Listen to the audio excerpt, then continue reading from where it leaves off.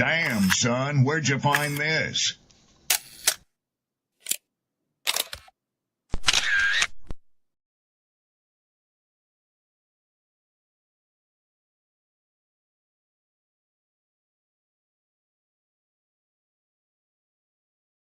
Who taught you to hate the texture of your hair? Who taught you to hate the color of your skin to such extent that you bleach to get like the white man? Who taught you to hate the shape of your nose and the shape of your lips? Who taught you to hate yourself from the top of your head to the soles of your feet? I love people as I meet them one by one. People are just wonderful as individuals. You see the whole... My great aspiration, my greatest ambition is to be so good. Now, in that way, I'm tiresome, as I suppose, to live with, because I want to be a fantastic human being. I am the greatest. We're not disputing that, Cash. It's how does Sonny Liston feel about it? He can't feel but one way, and let's take everything I say and like it. Because February the 25th, I'm going to take back my job. I'm the champ. He's no champ. He's a tramp. When you see men fall, don't laugh. Learn. Learn. Because you're on your way up. And the things that tempt people to fall, you and I are not free from that temptation.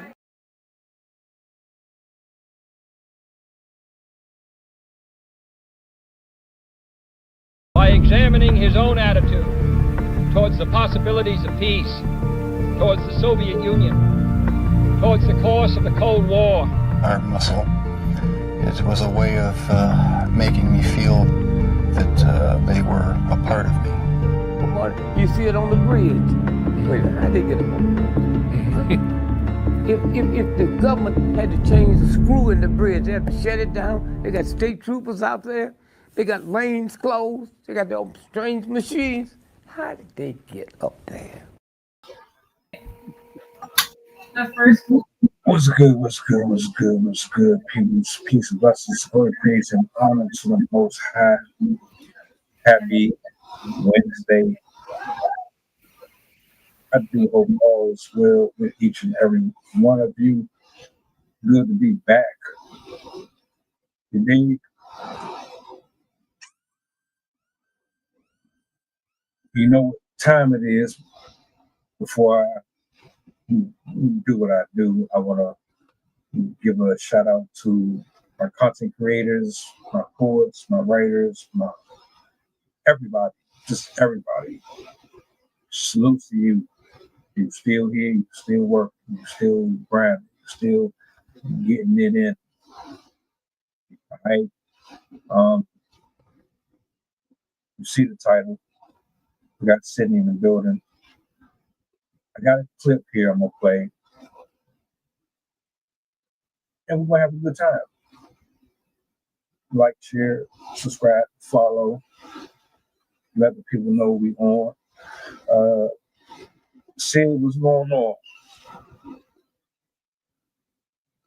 Hold up. Wait a minute. Hello. Doing pretty good, despite the fact that I haven't been sleeping. I've been trying to get that book done, and I've stayed up like probably till 5 in the morning. Then I fall asleep. But I'm making progress at least. So hopefully I finish before I turn 100. So it'll happen eventually. But I'm doing pretty good. I made more progress than I expected, so I'm feeling a lot more confident in my ability to finish this in time. And other than that, just been looking at the news, trying not to go crazy. I like your glasses also. Appreciate.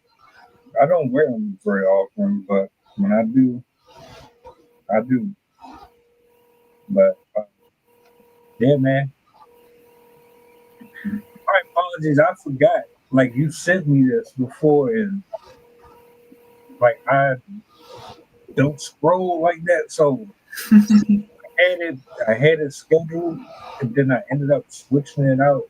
But I forgot that I deleted the studio link for it. So I'm like, man, I need to figure out what the title I had was before this. I need to ask her again. And well, here we are. I don't know if this is identical to yours, but I think it's close. We'll see. Hey, it still works because it's all connected. Okay. So yeah, what I'm gonna do, I'm gonna bring it up on a big screen, and we'll go from there. Let's see. This is about a minute 18. I'll let it run all the way through.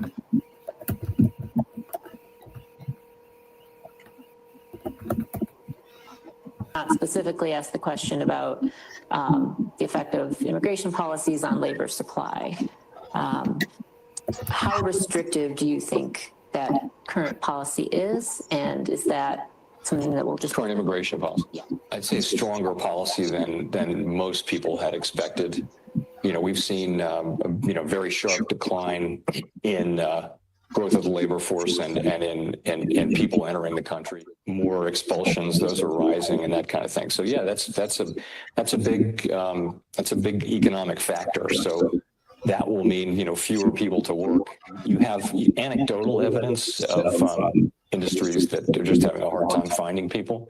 But yeah, it's going to be a really important economic fact for them, because that's new people who come into the workforce. They create their supply, but they also create demand. They create their own demand. Is to achieve maximum employment or maximum sustainable employment. And that will depend both on the supply of workers and the demand for workers. So that was one of them. And actually, to be honest, I remember I did a reaction video to something a couple weeks ago, probably 2 weeks ago. And gentleman,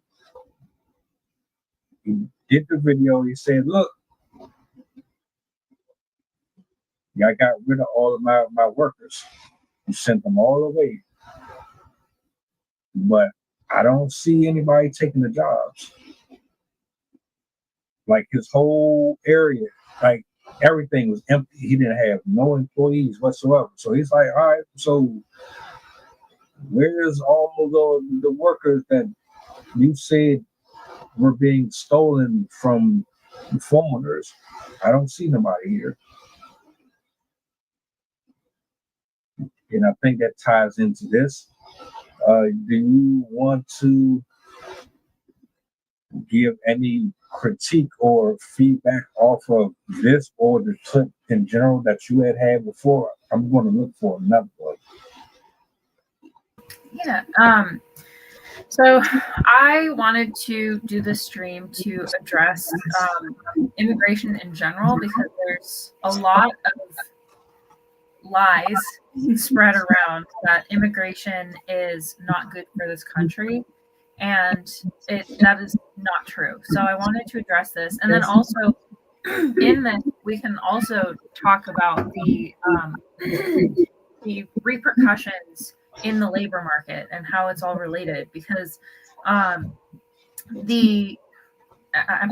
this point, I'm sure most people have it in mind that we're very quickly tumbling towards a Great Depression like decade again, especially with the tremendous amount of job losses, the people living paycheck to paycheck, barely able to afford housing, record numbers of people relying on food banks, including military families. They did an issue, I think it was Time magazine, possibly, I forget which newspaper it was, but they found in their investigation that for the first time in decades, military families are equally relying on handouts as much as regular civilians.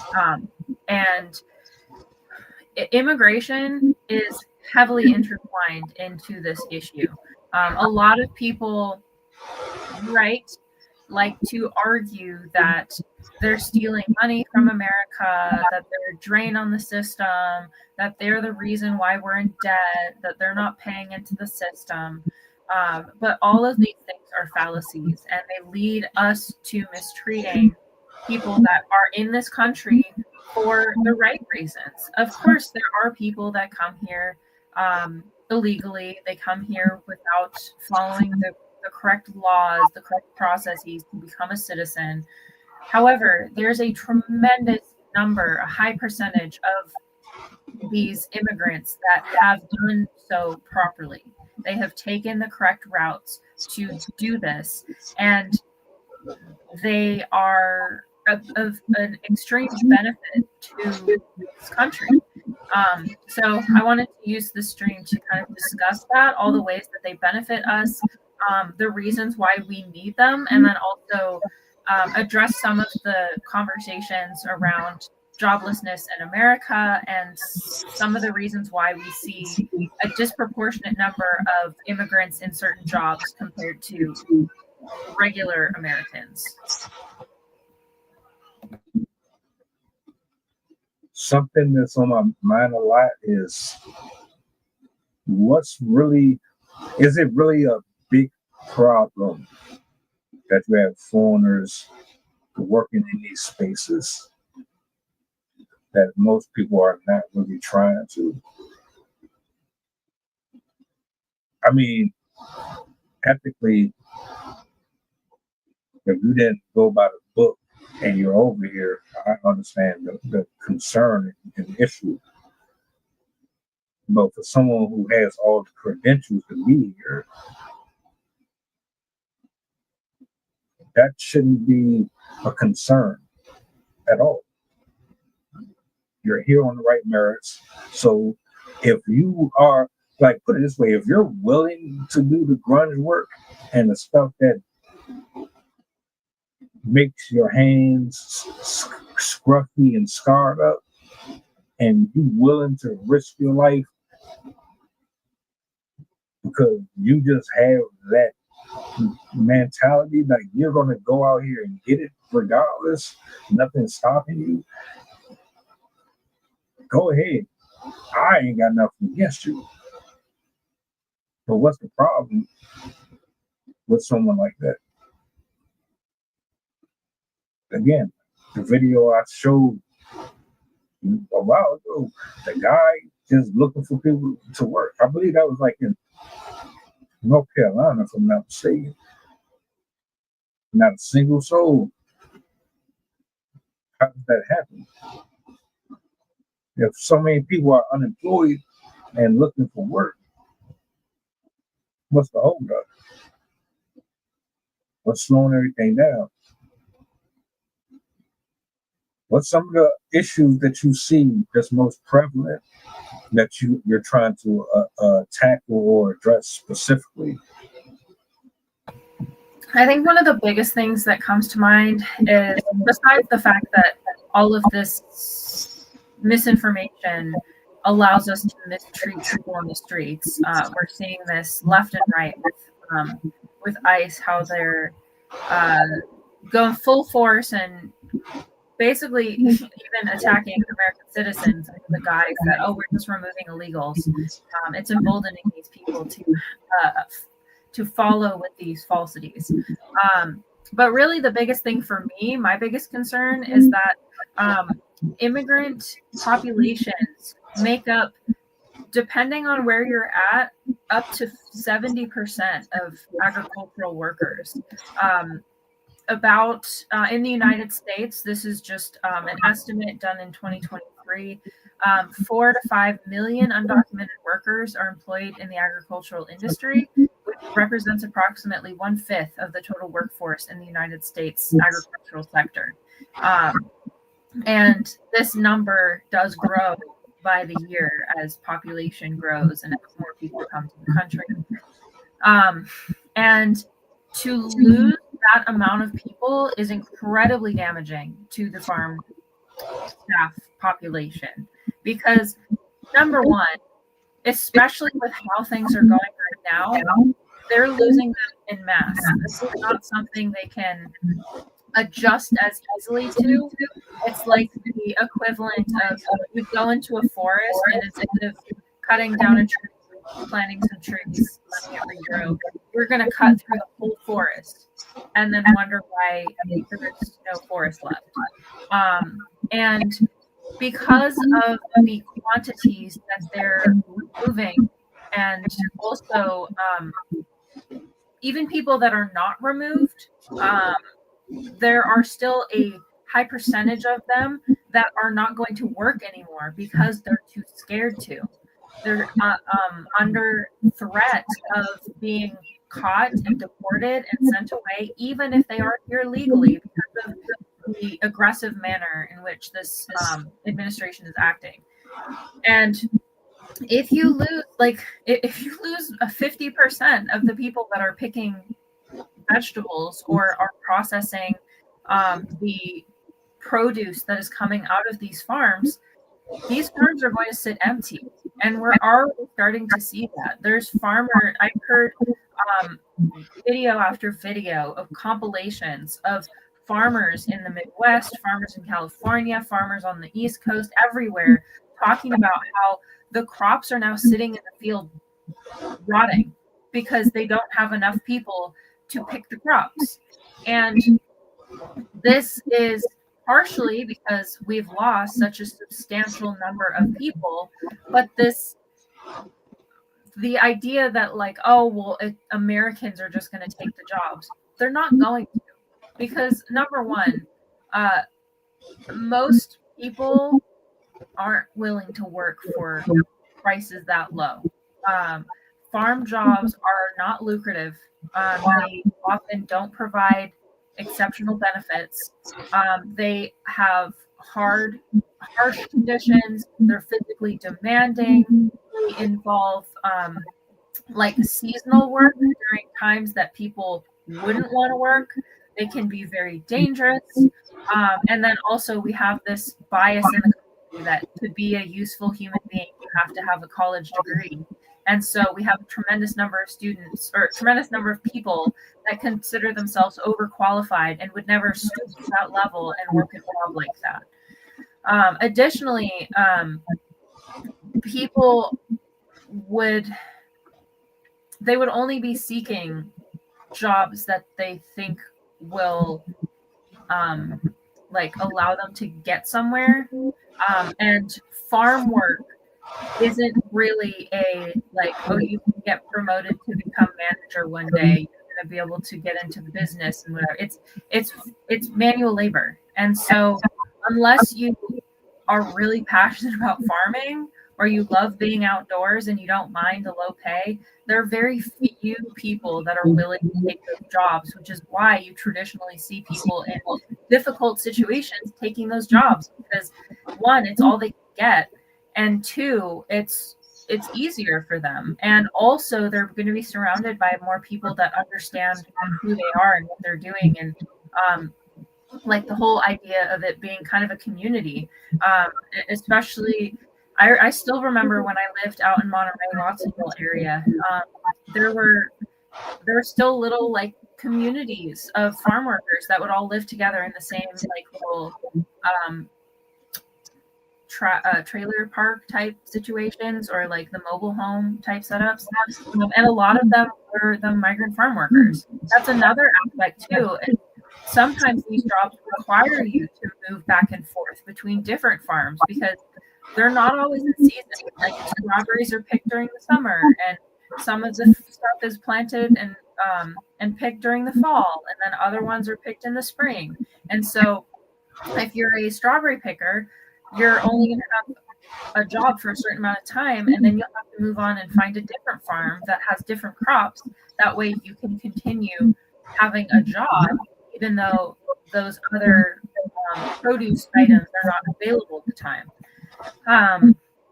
So the nature of the job itself, people self-select out of participating in those jobs because they feel that they're too good for it or they don't want to.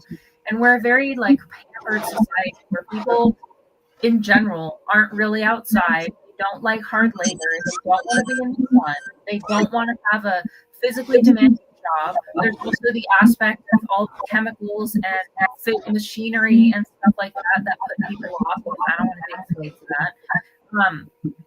And so there's very few people, very few modern American like plushy pampered people that are willing to take those types of jobs.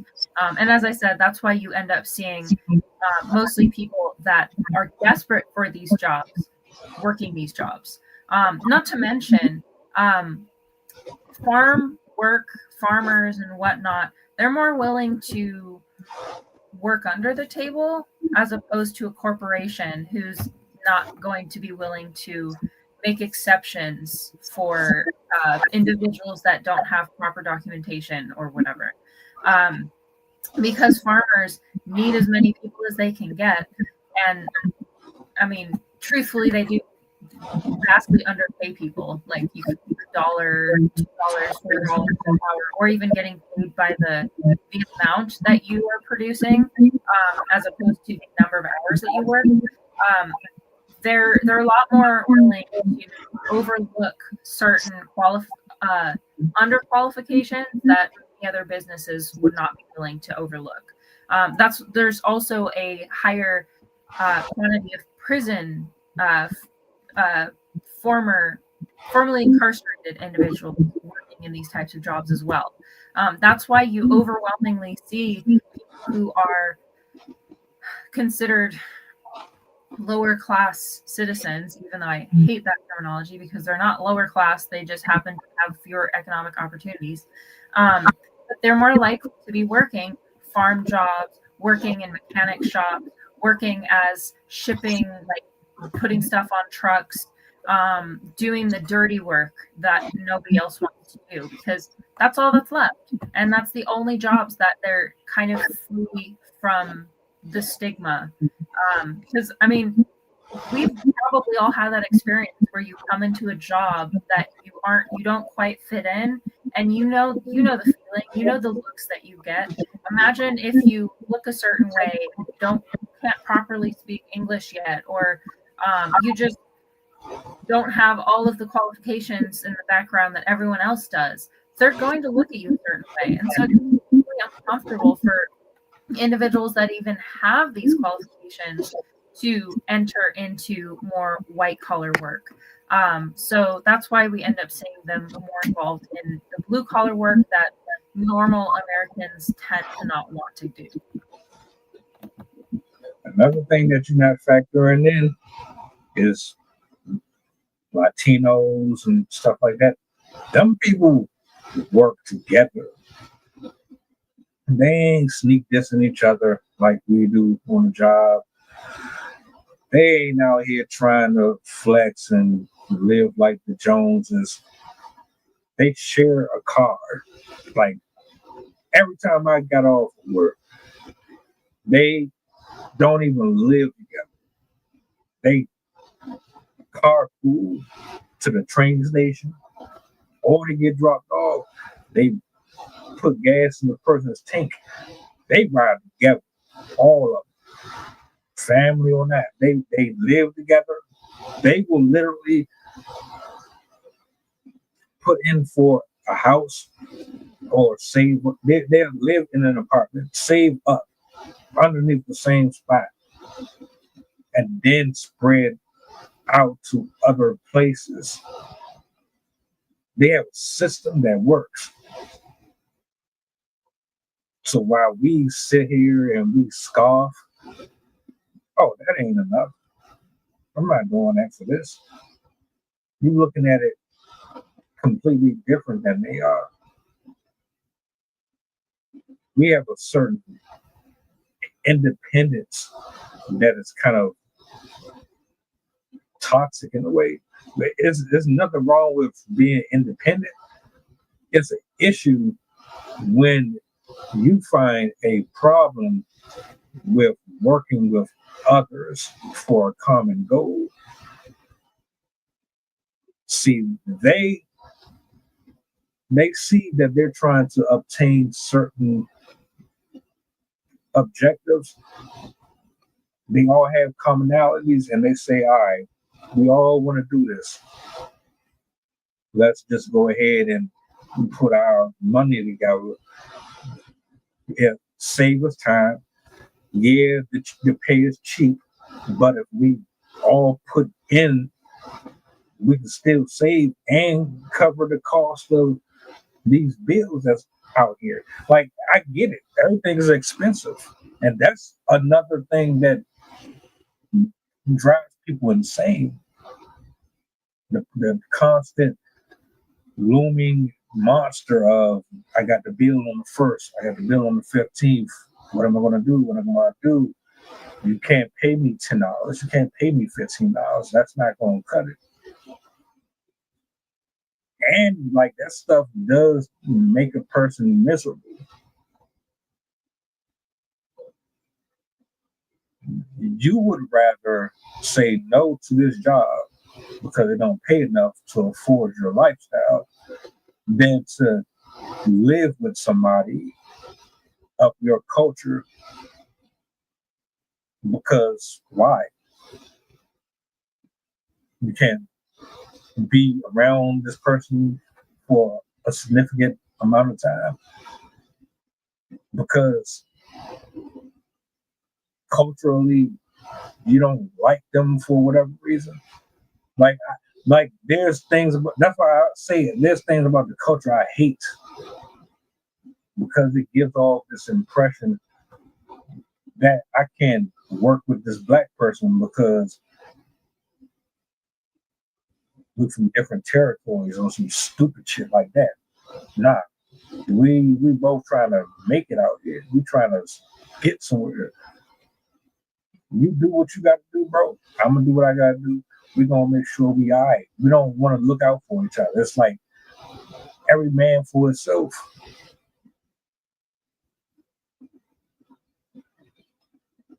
And honestly, I think that is one of the main reasons why we see the economy the way it is too. Yeah. Don't expect any black person to go farming, and I know there's few that do it, but I don't see a lot of black people doing that. It reminds me too much of being in the field and all, you know what I'm saying? But mostly because you're not getting enough. You pay me $40, $30 an hour, I'll be out there. Facts. The right dollar amount, I'll do it. I'm not doing it for no $10, $15. You lost your mind. You raise the rent every month. That shit is crazy. That shit should be one flat fee. How are you raising it every month or every year? How does everything continue to go up? But see, with them, it's a simple, we're going to carpool together, save gas. You get it this week, I get it next week. We got rent coming up. Oh, it's $1,400, $1,300. All right, shit, it's like 10 of us in this bitch. 10 people, $1,400. Oh, you paying that off, and you're going to pocket something. You're not about to be broke naked. Like you do that shit on your own, your whole check gone. Them, nah. They still gonna have something nice, and they can put that in the bank. We don't think like that. Look, I yield the mic. One, you're absolutely right. The percentage of farm laborers, about over half of hired farm laborers are Hispanic. 31% are white, and 1.4% are black. So there's a very, very low percentage of individuals of black ethnicities that are willing to work on these farms, which I don't blame them. I do. I definitely can understand that. No, we did our no. We're good. We saw what happened last time. You can do it yourself. And also, exactly what you were saying. The community aspect of the Hispanic communities also contributes to this, because you often have like mothers and her kids and her other family members all working kind of in the same farms. They all live in the same houses.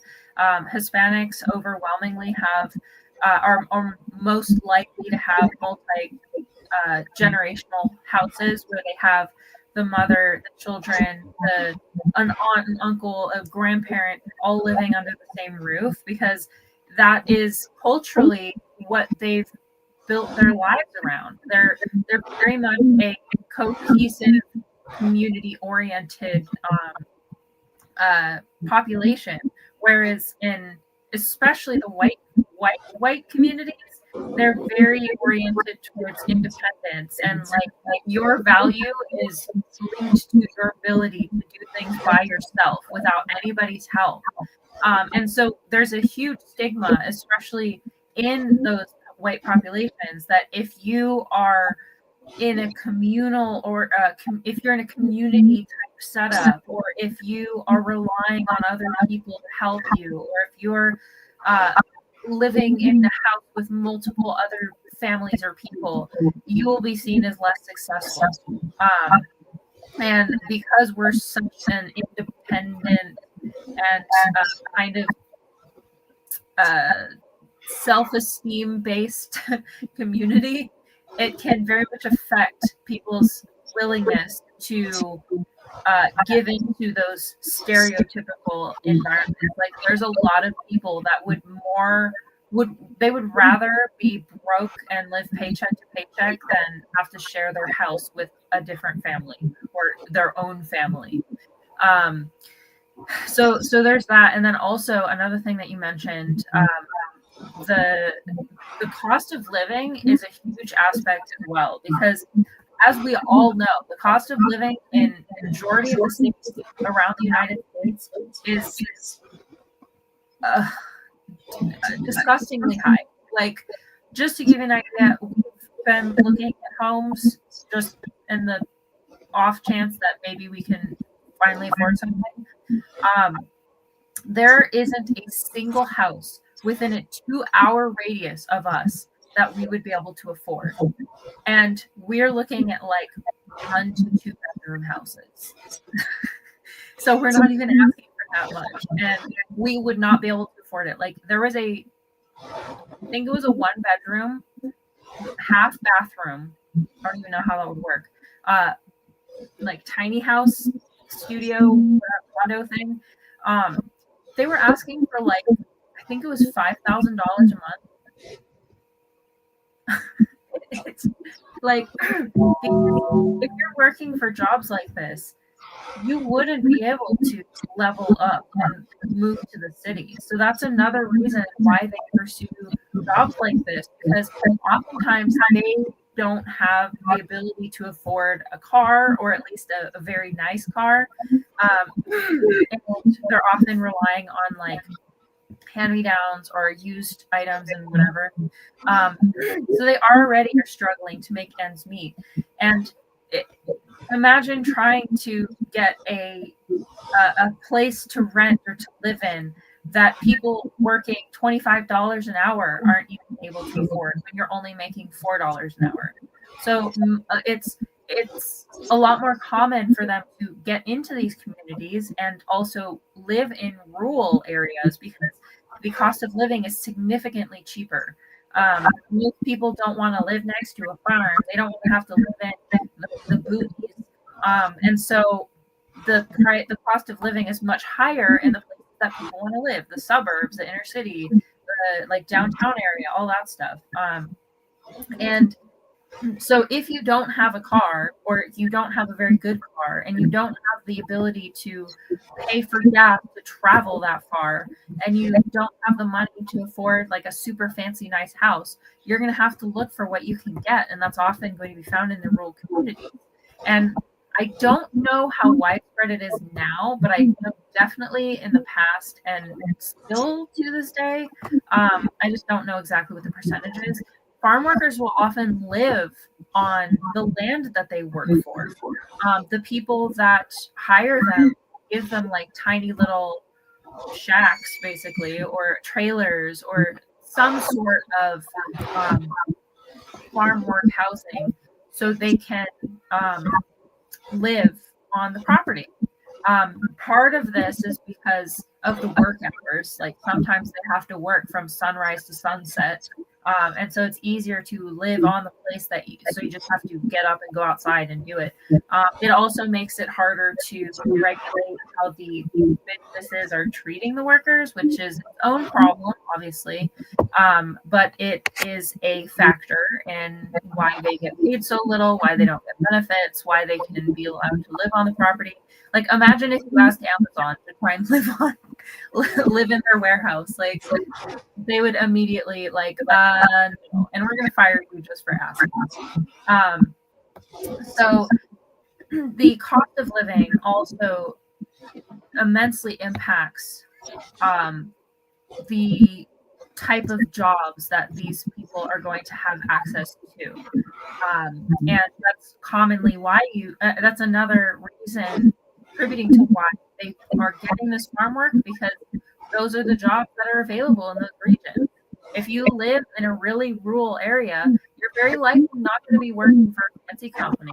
You're very likely not going to be working for like a hospital or a doctor's office or whatever. You're probably going to I work in a kitchen. I work in a farm. I work helping sweep a store or whatever. Like you're going to get the menial jobs because that's what's going to be available. The people that run those businesses aren't just going to hire anybody, especially in those areas. They're more likely to hire people that they already know, their friends, their neighbors, their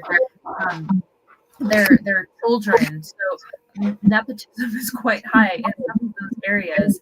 And if you are trying to get a job in rural areas, there's a lot more of that, like, I support the people I know, and if you're not in my community, then I don't want you here. That's part of the reason why the rural areas tend to be far right, because they're often coexisting with those types of mentalities where they are favoring just the people that they know and shun outsiders, because the type of people that live there, the way that they've grown up, and also their educational status, all sorts of contributing factors, but I won't get too much into that. That could be its own podcast. But this, again, leads to the ease of attacking these groups of people, misunderstanding them, and treating them as if they are criminals, because you aren't going to be fighting against somebody that can have a really fancy law team. You're not going to be fighting with somebody who has a job that their coworkers and their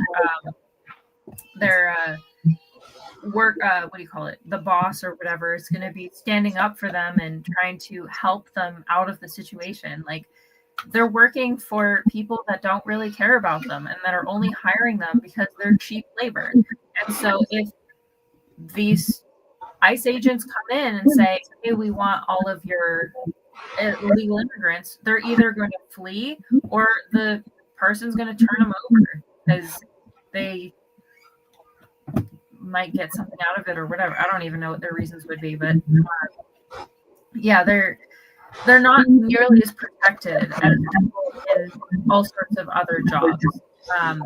So yeah, this is very much affecting.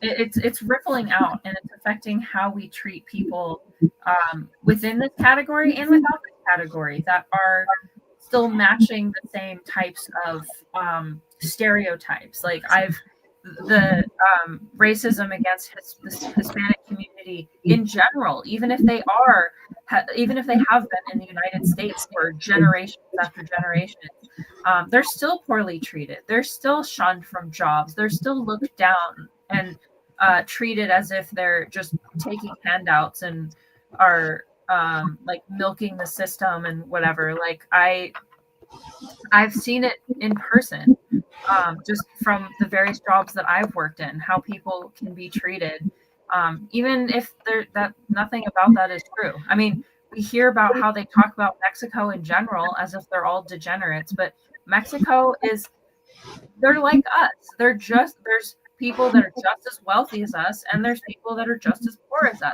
Not everyone in Mexico is a drug dealer that's trying to break into our country to steal our taxes. A lot of them have tremendous amount of pride in their country. A lot of them have tremendous pride in education. They are hard workers. They are, as I said, community oriented, and they're trying to make their country better for the people around them. We live off these stereotypes that, like, people in other countries are just trying to come to America to steal what we have, when that's simply not true. And the other aspect of immigration that is extremely beneficial to us is all this myth that they don't pay taxes is not correct at all. They pay just as much taxes as we do. There are some taxes that everybody has to pay. Sales tax is among that. In 2023, undocumented immigrant households paid $89.8 billion in federal, state, and local taxes, and they held $299 billion in spending power. In total, immigrant households pay nearly $16.80 for every $100 of tax dollars collected by federal, state, and local governments, which fund and benefit all Americans and our social systems.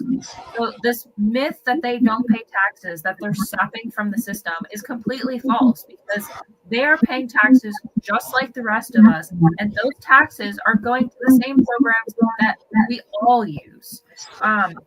They also ease labor shortages in other areas besides farm work.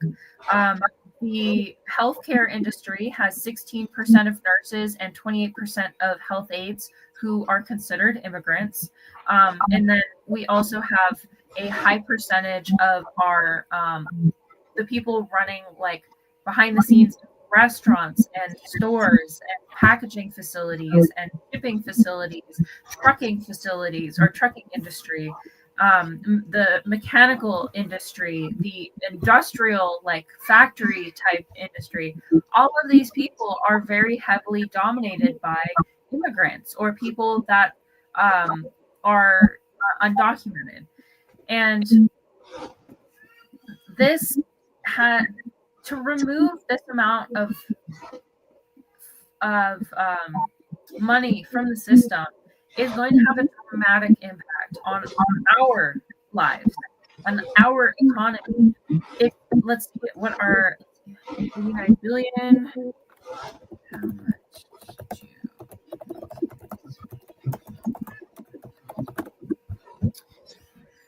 So we pay.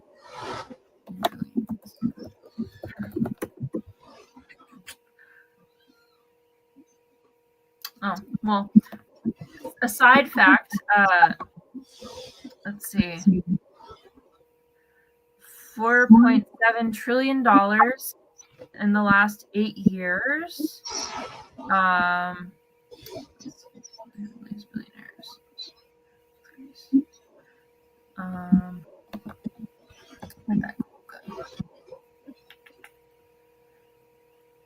The wealthiest Americans pay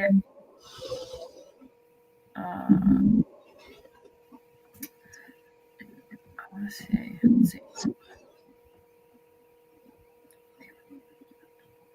So we pay about, the wealthiest earners pay about $1.3 trillion of taxes, which is, I'm not very good at math. 1 or 2% of what the immigrants pay, but I'm not good with math, so don't quote me on that one. But we pay, let's see, top 25 wealthiest Americans got $401 billion richer from 2014 to 2018, but just paid $13.6 billion in federal income taxes. So immigrants are paying more than the wealthiest 25%. And as we know, billionaires don't rely on most of the social systems that we all do because they can afford better. So even though they're paying less taxes, they're coming after the ones that are paying more taxes and are doing way more for our country than they ever are, because they're the ones that own the single company and hire people for as little money as they possibly can. Meanwhile, we are harassing the people that are literally growing our food, shipping us our stuff, and are making sure that our restaurants and houses are clean and sanitary, our children are taken care of, our healthcare system is managed, and the billionaires are the ones that are telling us that they need to go. So this is going to have a massive impact on our economy if we lose all of these people, especially because it's not just going to affect people that are undocumented. But if you think about it, some of the undocumented workers are married to people that are American citizens. Some of the undocumented workers are friends with people that are documented workers. And if you start taking these people and shipping them off to other countries, mistreating them, killing them in the streets, stealing them out of their home, making them terrified to even go outside, other people are going to leave too. They're going to take their spouses with them. They're going to take their kids who were born in the United States with them. People who are not happy with what's happening in this country and who do support immigrants and who are afraid of being criminalized because of how they look, they are going to start fleeing the system. So we're not only losing immigrants, but we're also losing American citizens because they're so scared to be here that they're leaving.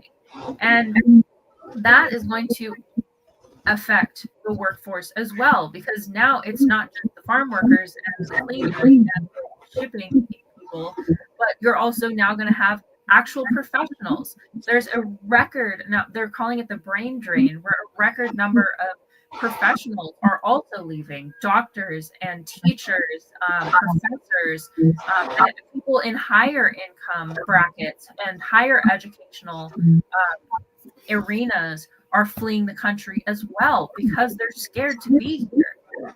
Even if you are someone who appears Hispanic or who appears Black or who appears a different ethnicity other than white, if you look that way, you might still feel at risk because of everything that's happening. You see how indiscriminately they're going after people.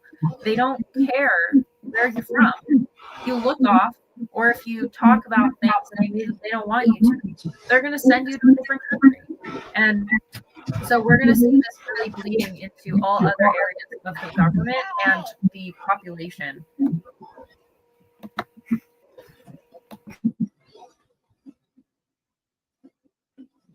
Where did my little Jake go? Let me see. How did I? There it is. Want to play this second one? I don't know if this is similar to the other one,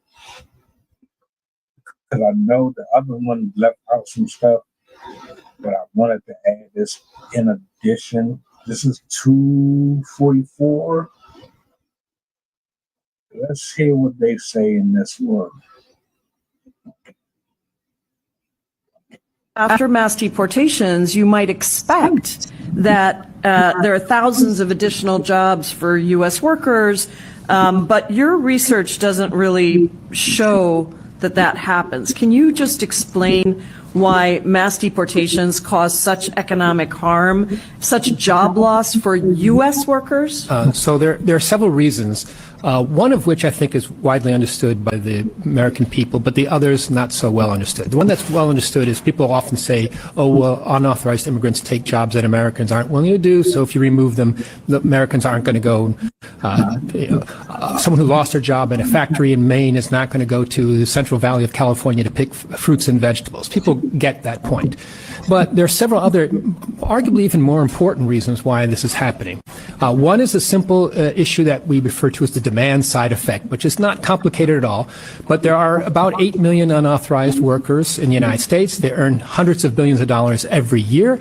They spend that money on food, clothing, stores, rent, et cetera, and if you take those people out, those hundreds of billions, they're going to lose their jobs, lose their income, and that hundreds of billions of dollars of spending goes away, which means American businesses are going to sell hundreds of billions of dollars less, which means they're going to cut back on production, which means they're going to cut back on their workforces, which mean American workers are also going to lose their jobs.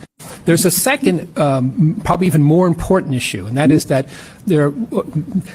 people seem to think that unauthorized immigrants are simply close substitutes for American workers. That's not the way the work goes. People have been studying this now for the last 20 plus years and have found that, in fact, in most cases, unauthorized immigrants are not substitutes, but they're what we call complementary workers. They work in conjunction with other workers, not in competition with them.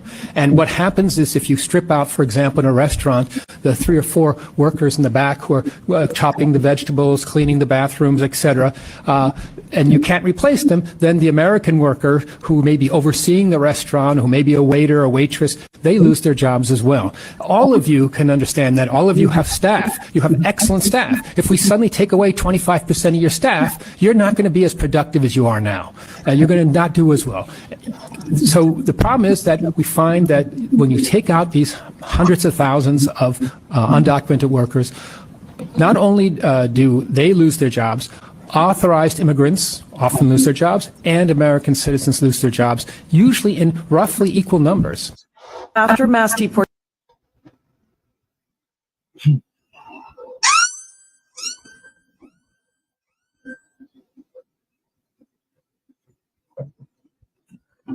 Good job. Good job, United States of America. You ain't really fooling nobody at all. Like, it's so sinister and so obvious.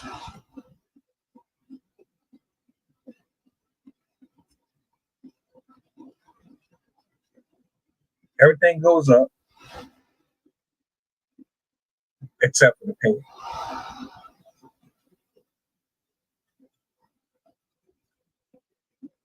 $0.25 a year is not a raise. Come on, man. You can't do nothing with that.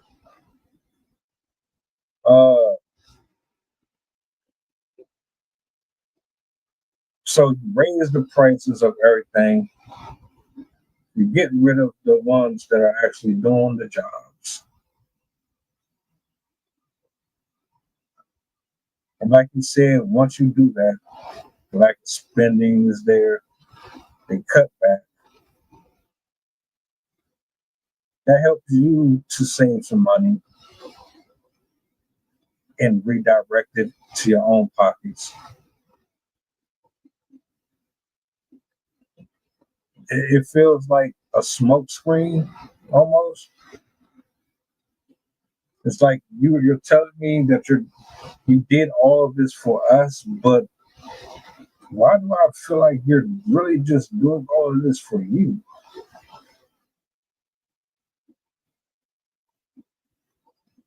Because if they were bringing in profit, what is the real problem?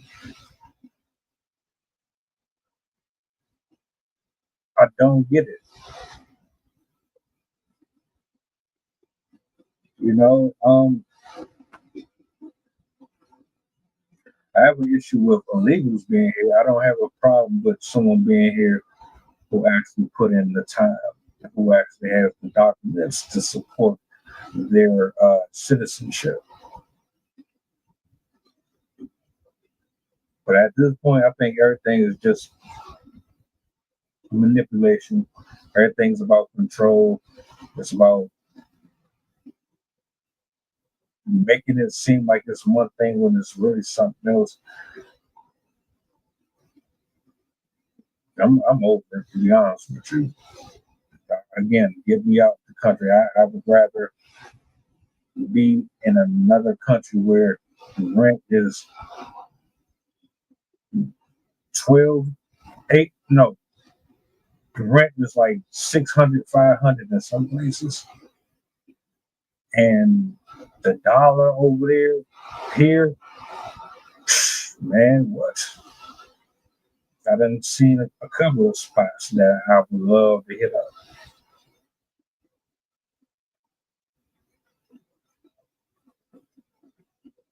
I think they just don't care. Ultimately, those are my actual final thoughts on it. They don't really care about none of that. They want us. Ultimately, they just want to keep more money for themselves. That's my take on it. If you want to add anything else to this, you got the floor. But I just think America has become extremely greedy and selfish. And they're using their little puppets to try to soft speak people with their big words. But to be honest with you, this is all about y'all wanting to keep as much as this here to yourself, cutting the middleman out.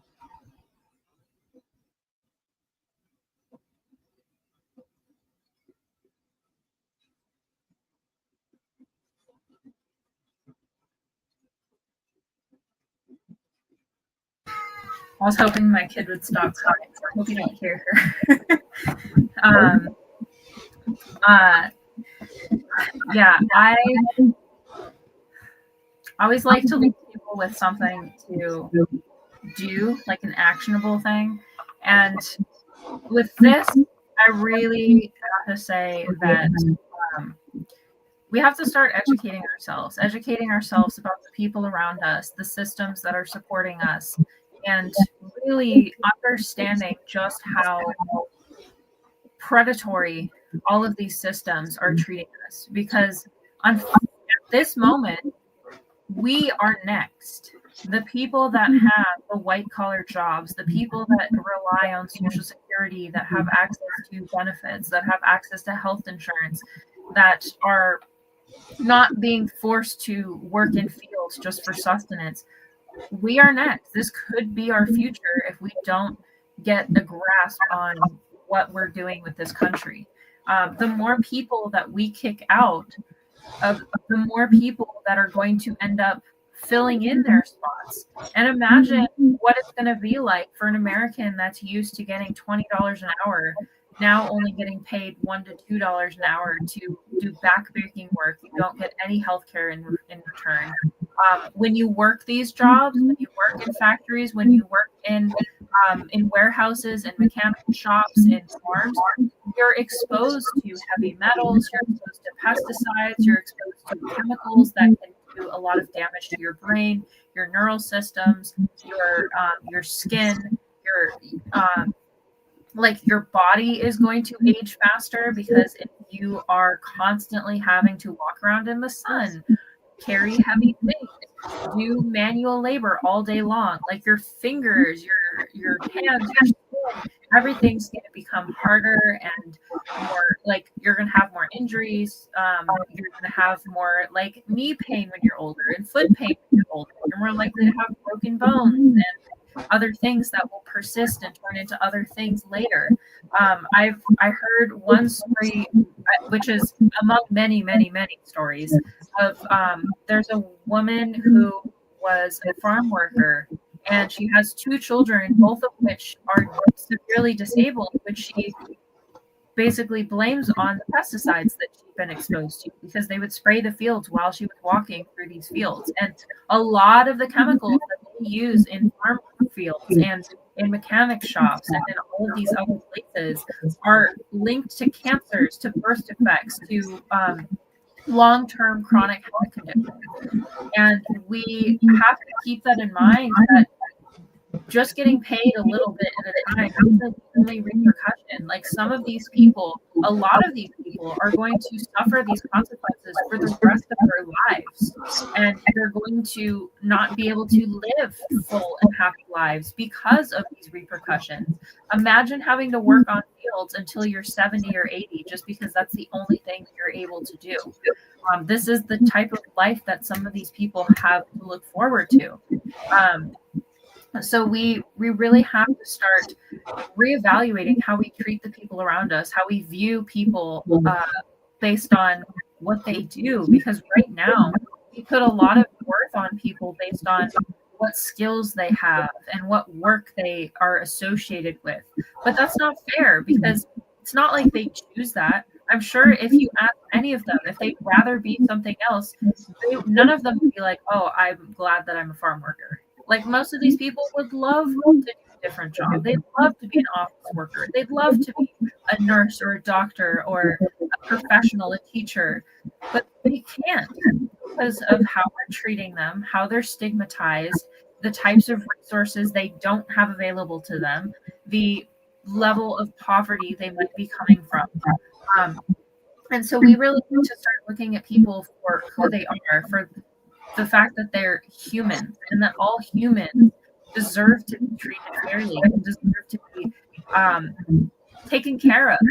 Because especially those that are doing the hardest labor type job, the pieces of work that we don't want to do, the part of the system that we don't want to participate in. Imagine what it would be like if suddenly all of the people doing these dirty jobs vanished. Who's going to fix your car?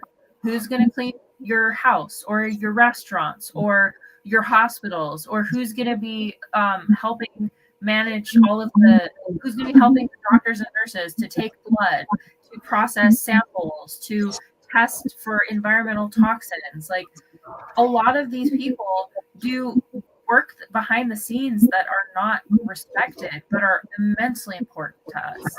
So we really have to start considering that and stop looking at people as if they are, as if they're criminals just because they're trying to get a better life for themselves. It's not true. All of this stuff that people are saying, oh, well, they're all criminals, they're drug dealers, they're blah, blah, blah, blah, blah. It's not true.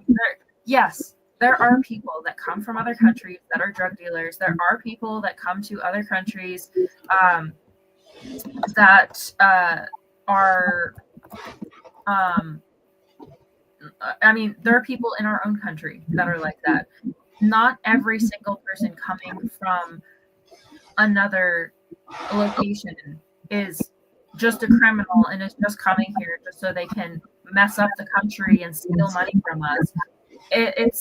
It's false, and it's incredibly sad. That's the type of imagery that we are putting on people that are doing jobs for us, that are benefiting us. There's a quote I love to bring up.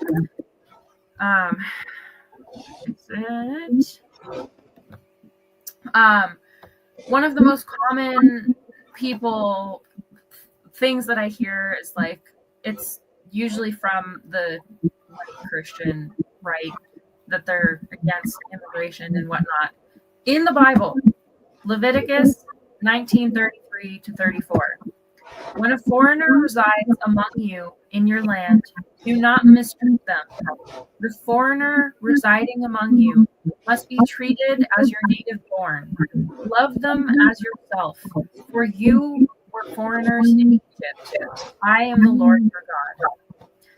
Even the Bible tells us to treat immigrants, foreigners, people that are not from this country, as a citizen. Because at one point, we were all foreigners.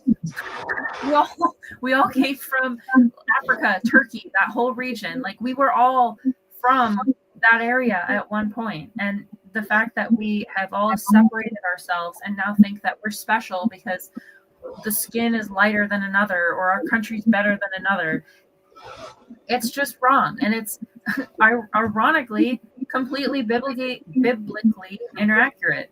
Like, even Jesus would be ashamed by the way that we're treating immigrants. Meanwhile, it's being perpetrated by Christians. So, yeah, we need to start respecting people that are doing a lot of the hard work in this country. And a book that I highly recommend if you ever want to understand what it's like, The Circuit, which is a book by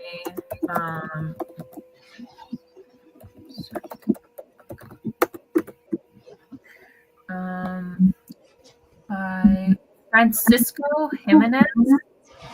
It's an autobiographical novel about his life as an immigrant child. He migrated from Mexico to the United States, and throughout his years, they moved from one location to another throughout the state. And he talks about what it was like doing that type of work and a lot of the things that he experienced while engaged in that life. And I read that in school. It's incredibly enlightening. And I highly recommend it for people that want to learn more about what it's actually like for these people that are doing amazing work for our country. And lastly, I have a poem that I wanted to share. I didn't give it a name yet, but I wrote it around the time that I started hearing about all the farms failing because there aren't enough people to pick the food in the field. So I wrote this because it's a huge problem. We don't realize just how much of an impact this is going to have on our agricultural communities, on our agricultural output yet, because we're only at the beginning. Come next year, I promise it's going to affect our prices. It's going to affect availability. We're going to have food sources that we're not going to be able to have access to anymore, or they're going to be exceptionally expensive. And some places might not have full grocery stores at all, depending on where you live. So we can definitely anticipate that we're going to start seeing the impacts of these issues very soon. So I wrote this to talk about that importance and keeping it and the dynamic with the rich. So again, it doesn't have a name. Farm workers labor and toil, providing families with fruits of the soil. But now the plums and peppers plucked from the vines of our foundations feed only elites whose oppressive feet have never crushed grass. For instead, in stilettos and loafers, stamp out life in the name of their billfolds, passing out lies and company scripts on the back of slave wages, forced to pay back their pager. We no longer want to provide and have to pay just to thrive. Our families, our neighbors, no longer have the luxury of subsistence. We now work for debt and jokes in the hopes that someone else will provide for us after we provide for them. The work it takes to provide for our families, their families, and our corporate thieves too.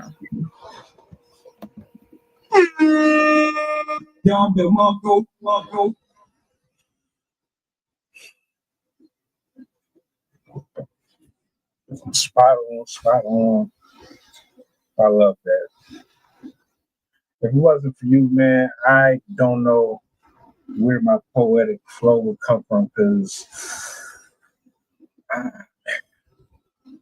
it's not in rotation a lot anymore. I need to start going back on YouTube looking for these drinks like button poetry and stuff like that. It's been a while since I've heard some good spoken. You keep me grounded with it. So salute to you. Appreciate all the feedback, all the information. I think this was a pretty dope one. Absolutely. To be honest with you, man, it sucks. Like it really does, because everybody is going through it right now. I can understand if we were actually seeing positive results and we were actually getting somewhere with all this, but it's the complete opposite. Well, maybe it's not. Maybe that was the whole point anyway. So, again, appreciate you for pulling up. I may be having somebody new pull up to the panel with us. We might have to have a combo with them. Fingers crossed. Have a blessed night. See Will. Blessings to everybody who tapped in. We'll be back tomorrow. Enjoy the night. You as well. All right, folks. Catch you on the flip side.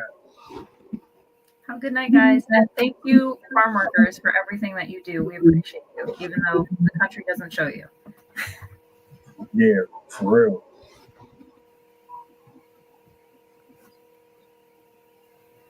By examining his own attitude towards the possibilities of peace, towards the Soviet Union, towards the course of the Cold War. Heart muscle. It was a way of making me feel that they were a part of me. You see it on the bridge. Wait, how they get it? If the government had to